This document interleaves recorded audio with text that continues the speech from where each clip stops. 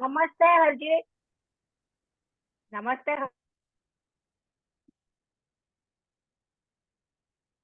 Good morning and namaste to all of you. Let's start our Wednesday class with some prayers first. Om Guru Brahma, Guru Vishnu, Guru Devo, Maheshwara, Guru Sakshat Parbrahma, Tasmai Shri Guruve Namaha. Om Bhur Bhavaswaha, Tatsavitra Vareneyam, Bhargo Devasya Dhimahi, Diyo Yo Nah Prachodayat. Asto ma Satgamya, Tamso ma Jyotirgamya, Mrityor ma Amritam Gamya. Om Sahnavavatu, Sahnavbhunaktu, Sahviryam Karvavai, Tejasvinavadhitamastu ma Vidvishavai. Om Shanti Shanti Shanti Om. Our ancient rishis, they left a lot of wisdom for us. Wisdom in the Upanishads, wisdom in Bhagavad Gita, and other scriptures also. And most of these scriptures are called Moksha Shastra, which means the teachings that lead to liberation, moksha. Moksha literally means freedom, but not merely freedom from rebirth, as people think. Moksha also means freedom from suffering, here and now. An enlightened or liberated person is one who has been completely freed from suffering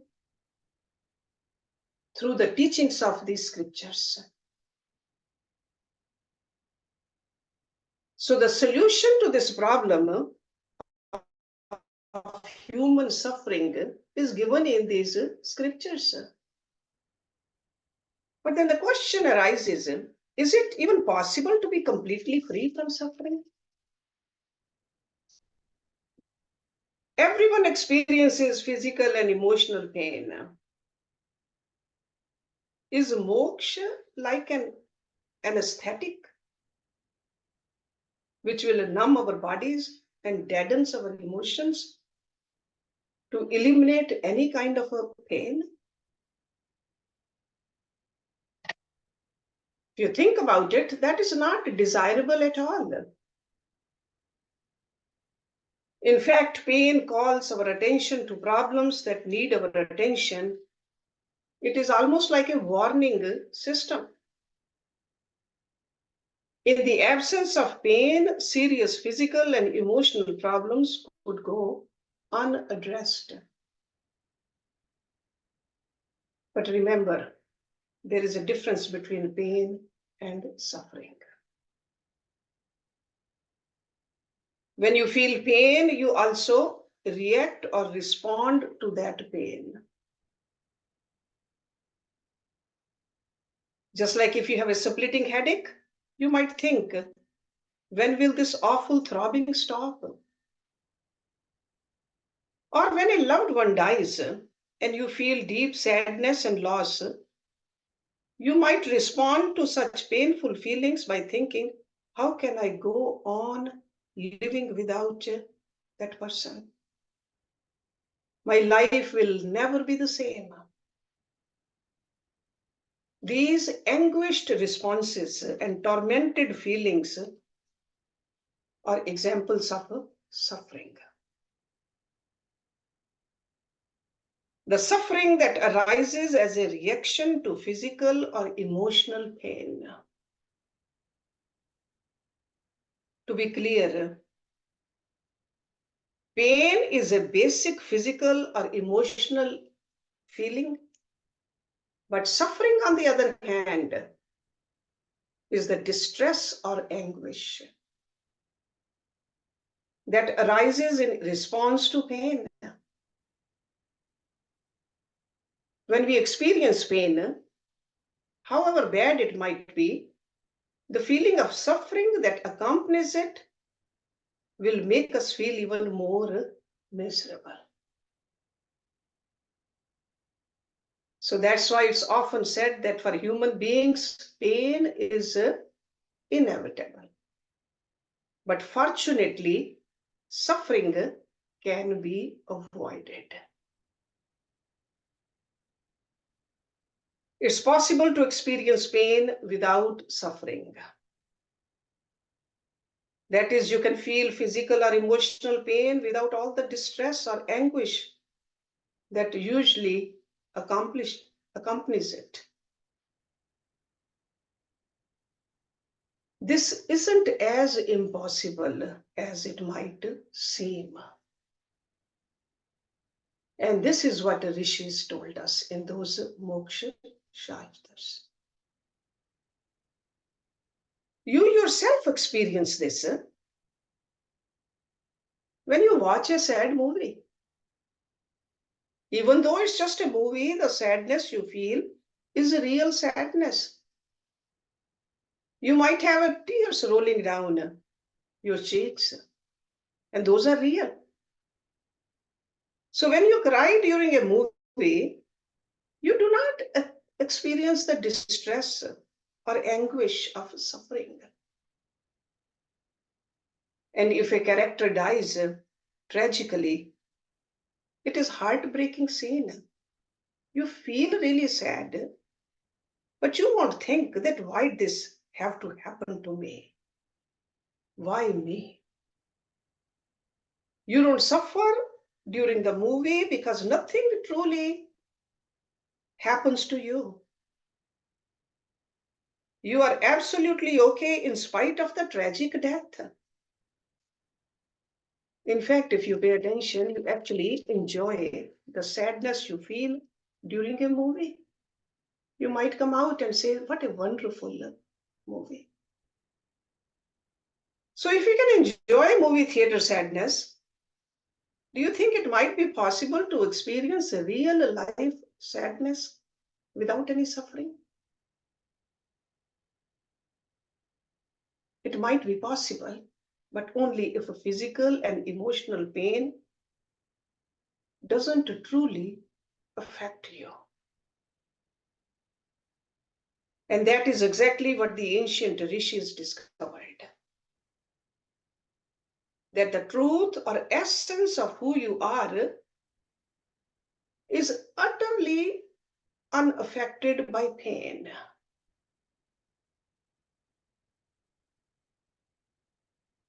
They use the term Atma to designate what is sometimes called the inner divinity or your divine nature or even the presence of God within you. So according to these rishis, Atma, your essential nature, is full, it's perfect, it's complete. It's true inner source of happiness. So in other words, happiness is coming from within you. But this inner reality is usually well hidden. It's concealed or covered by the dark veil of ignorance, avidya, agyan. This inner reality then remains unknown, unrecognized, and unrealized. But this inner reality is actually the truth of yourself. So how can you remain unknown? That is the wonder of the wonders. That we don't even know ourselves. And that is the problem. This problem also can be called self non-recognition. So that means the failure to know your true nature to be full, complete, and source of happiness. Self non-recognition, sure, it sounds like a fancy term, but in simple terms, it means ignorance of your true self, the Atma. And the veil of ignorance conceals the divine reality hidden within you. So it must be removed. And of course, you know that ignorance can be removed with knowledge. And ignorance in the form of a self non recognition is removed by the knowledge of the self, Atma. That's why all the scriptures, they call this knowledge Atam Vidya. So in the Moksha Shastras, we find the knowledge which is about the Atma, Atam Vidya, self-knowledge. And it can be gained through these teachings.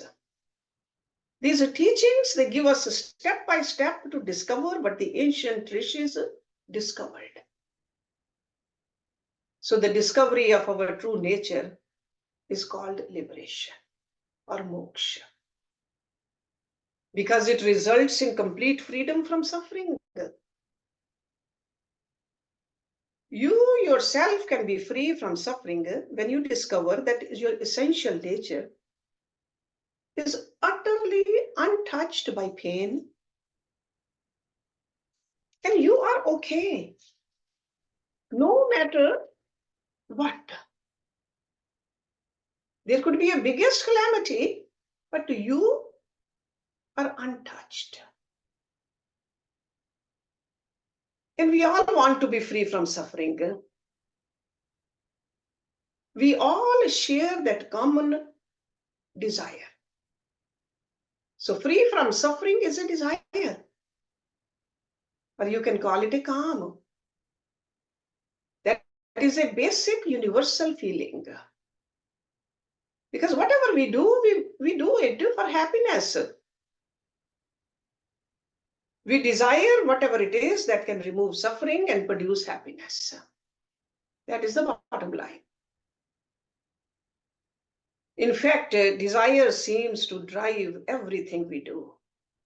Think about it. So the force behind all our actions is the desire.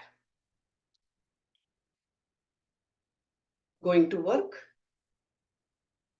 or what do you do at home? Your time with your friends, with relatives, all this in one way or another is driven by your desire to avoid suffering and enjoy happiness. Everything. Desire ultimately provides the stimulus or motivation for all our actions. It's true that your desires are likely to be different from the desires of others. Or the desires in the morning could be different than the desires in the evening. But all the desires have something in common. Every desire, everybody's desire, that we want to stay away from suffering and we want happiness. That is, when our desires remain unfulfilled, we suffer. We feel sufficient or incomplete. We feel that something is missing. But by fulfilling desires, we seek to remove that feeling of being deficient or incomplete.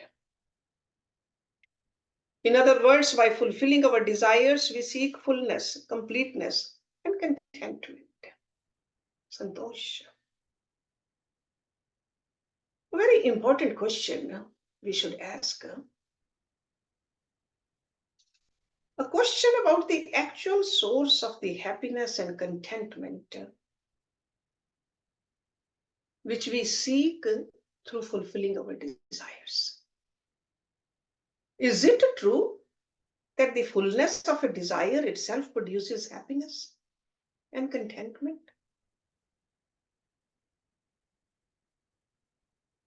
At first, it might sound reasonable, But if we examine it thoroughly, it's very easy to spot a problem. When you see a cute baby or a smiling person at you, or when you watch a beautiful golden sunset, you will feel happy and content, at least for a few seconds. What desire did you fulfill by seeing that smiling person or a baby or a beautiful sunset? Now you can see that without fulfilling any particular desire, you can feel happy and content.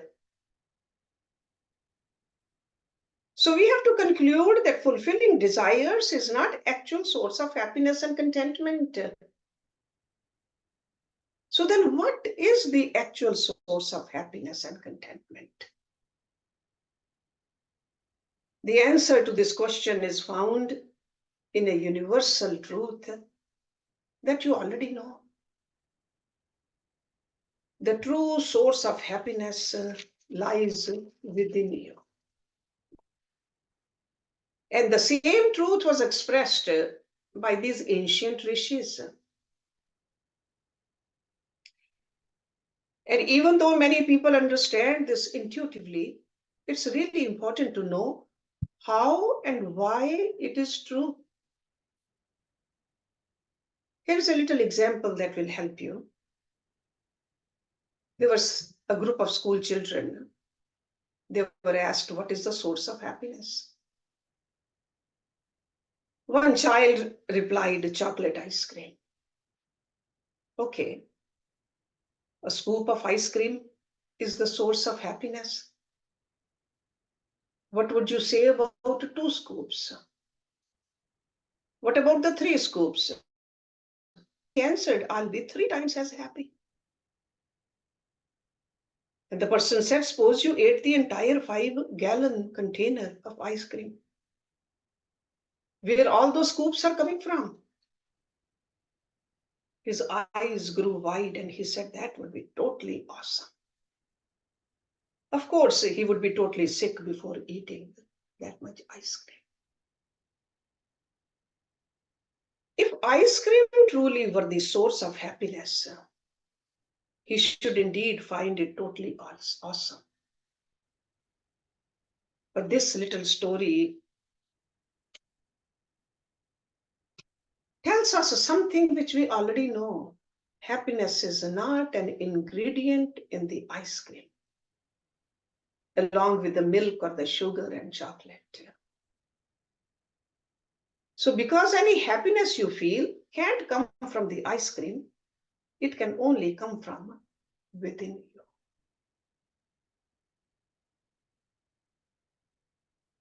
Here is an explanation from these scriptures about how the ice cream makes you feel happy. Eating what you like, it could be ice cream, it could be laddus, it could be anything of your desire, will fulfill your desire for that thing, but you continue to have many other desires that remain unfulfilled. You will still want a better job, a new car, a nice vacation, etc. And these unfulfilled desires usually make you feel deficient and incomplete, as we discussed before. But while you're enjoying the ice cream, those feelings of incompleteness are temporarily driven away by the pleasure of eating the ice cream.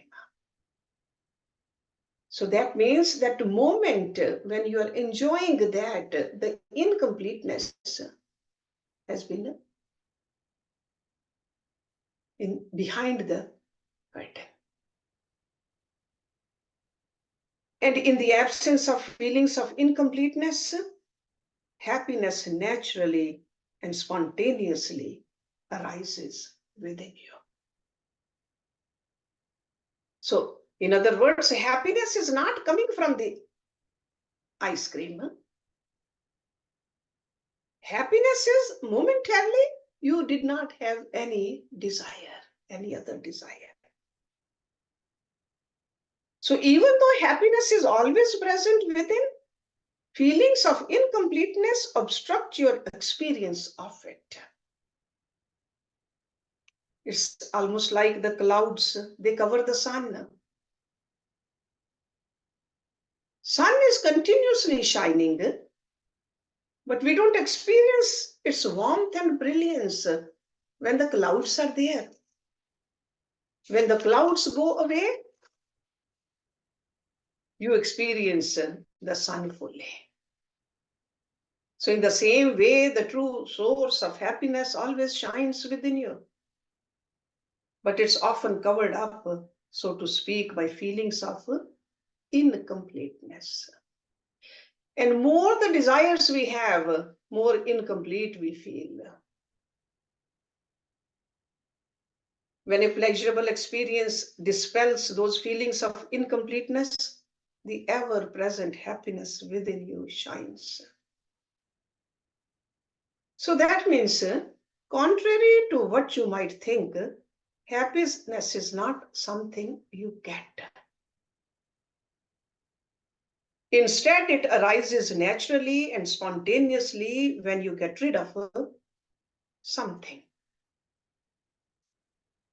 That means when you get rid of your feelings of incompleteness and the desires associated with those. More the desires, more incomplete we feel, and more suffering we'll feel. Even though many people intuitively understand that the true source of happiness is within, their day-to-day behavior doesn't seem to reflect this understanding at all. We got to look at it. How many hours a day we spend seeking happiness at its true source within, and how much time we spend seeking happiness outside of ourselves. We should reflect on that. Even though we know the true source of happiness is within, but still we are trying to run after it outside. So obviously there is some confusion here.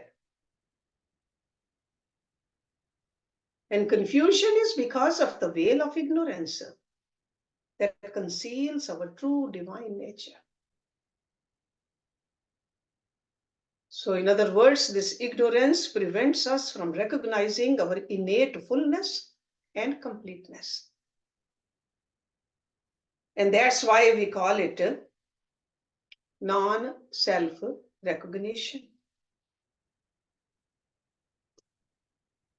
or a self non-recognition. So as a result of this self non-recognition, you will naturally feel deficient and incomplete. And when you feel deficient and incomplete, you will certainly be driven by desire to seek out those things and experiences that make you feel less deficient, at least for the time being. So simply, you can say that you seek happiness and contentment. The problem is, as long as you are driven to seek out happiness and contentment outside of yourself, you will keep on searching endlessly. You will never find lasting happiness and contentment because you are actually looking in the wrong place. How can you find it? It's not there. So self non-recognition is the problem. Sure, this search is punctuated by moments of happiness, no doubt, but it never culminates in finding perfect peace and uninterrupted contentment. That's what these scriptures tell us. There is a delightful story that often used to illustrate the problem of self-non-recognition. I'm sure you're all familiar with this story because when we were little, this story was often repeated. It's called the 10th man story, even though it refers to the 10 boys actually. These boys were brahmacharis, religious students, lived and studied with their guru in a traditional school which is called Gurukul. And when a particular religious festival was approaching, the guru instructed his 10 disciples to go on a pilgrimage to a special temple for the celebration. And the guru was too old to make the journey because that journey required several days of travel on foot over fields, through forests, and across the river. When the boys were going, one of the river they had to cross was too deep to wade across, and no ferry was available there. So one by one,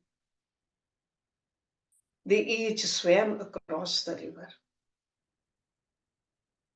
Then they wanted to be sure that everyone got across safely.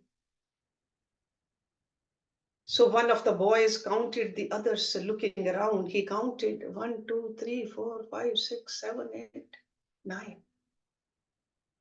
But he neglected to count himself. He said, "Where is the 10th boy?" Another boy thought there was a mistake in that tally. So he counted also. And he also neglected to count himself. Eventually, each of the boys counted the others, and each neglected to count himself.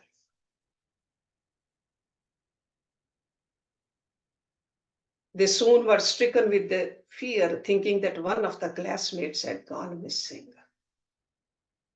Then they began to run here and there frantically, looking for the missing boy. They looked upstream and downstream, in the fields, in the forests, on both sides of the river. But they couldn't find their missing classmate. So you can see that how nicely this story illustrates the problem of non-recognition. Each of the boy failed to count himself. And as a result, each of them was actually searching for himself. In the same way, we fail to recognize our true nature as a being full and complete. We fail to recognize the true source of happiness, which is present within. And as a result, we end up searching for happiness outside of ourselves, looking for the happiness that actually lies within. The boys' frantic search was doomed to failure because they were all looking in the wrong place. In the same way, our search for happiness outside of ourselves is also doomed to failure because we are also looking in the wrong place. In spite of that, it wouldn't be so bad if our search for happiness was pleasant and enjoyable, like the game little children play, hide and seek. But our search for happiness is often not much fun. So these boys were also miserable while searching in the fields of forests. They felt terrible. They were anxious. And eventually they were exhausted by their frenzied efforts. In the same way, Huh? Yeah, come and have. In the same way, our search for happiness in the world is often fraught with great anxiety and frustration. We all face a variety of obstacles. We struggle to overcome them. We may eventually find ourselves exhausted by all those efforts, the way these boys are. After several hours of panic-stricken searches, the boys gathered together and they started to cry. Because they came to the conclusion that their classmate had drowned in the river and was swept away by the current. A passerby happened to see this group of brahmacharis sobbing on the river bank. He asked them, "What happened?" They narrated this tragic story, and he could easily see that all 10 boys were standing there.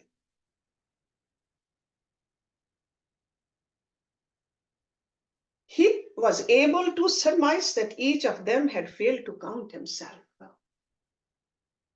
So he told the boys that their classmate was indeed alive and that he was standing amongst them right now. Each of the boys looked around for their missing classmate. They were deeply disappointed not to find him. They wondered if the passerby was playing a cruel joke on them. The problem was they were still looking in the wrong place. Even though the passerby told them the truth, that wasn't enough. Something was required to dispel their ignorance. So, in the same way, when we are first exposed to the teachings of spirituality, we do learn it theoretically, which is revealed by the rishis. So theoretically, we know that our nature is divine, full and complete. Yet, like the 10 boys, we too don't really get it at first. Even though we understand the words of the rishis, that's not enough.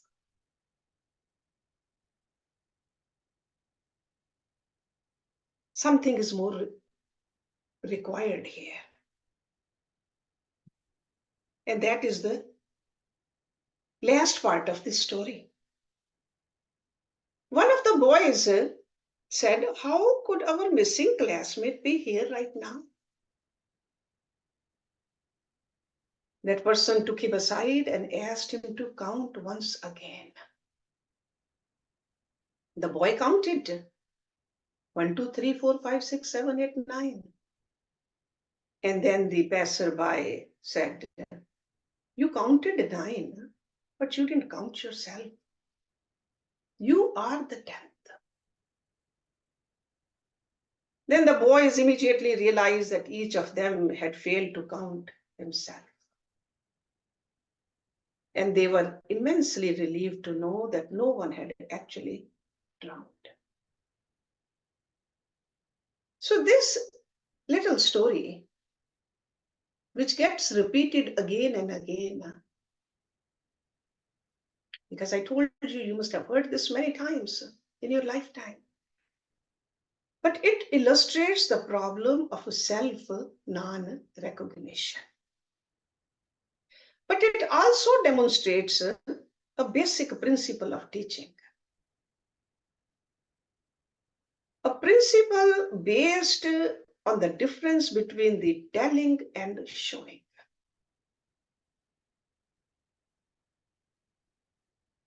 Merely telling students about something is not enough. students must be shown. They must be led to personally discover what the teacher wants them to understand. That's why in the Upanishads we see that the gurus, they are teaching about this Atam Vidya through meditation. Then teacher says, go spend some time on your own, practice it also. It's just not enough to hear it from the guru. We have to practice it. So the methodology used in teaching is just as important as the material being taught. Even a simple Hatha Yoga. We can talk about the pranayam, we can talk about the neti, we can talk about the other kriyas, but unless you do it yourself, you won't get the benefit of it. So the practice is needed. So without an effective teaching and methodology, student will never understand. And this is true in this world also, true in when we learn about it, the Atma also.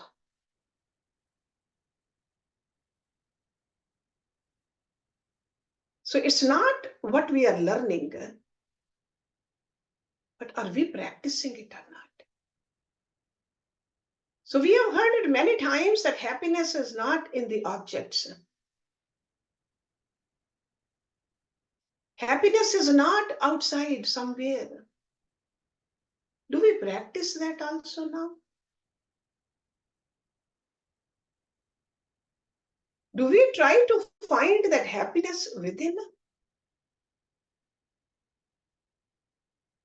As I said earlier, how every day, how many hours we spend looking within, and how many hours looking outside.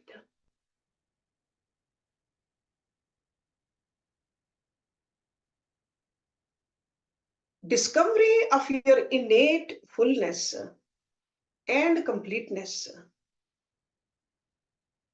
is the true source of happiness.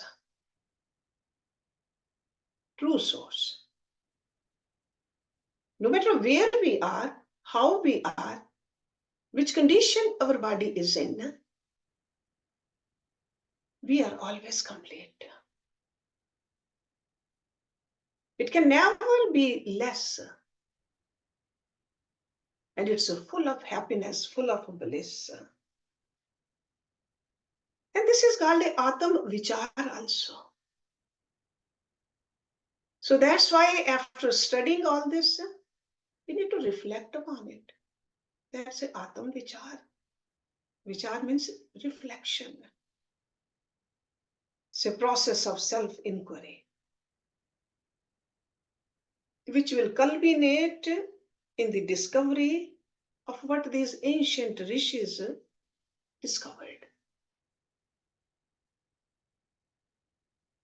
All those mantras which are written in the Vedas, they saw that. They saw the truth. And they are encouraging us to see that truth too.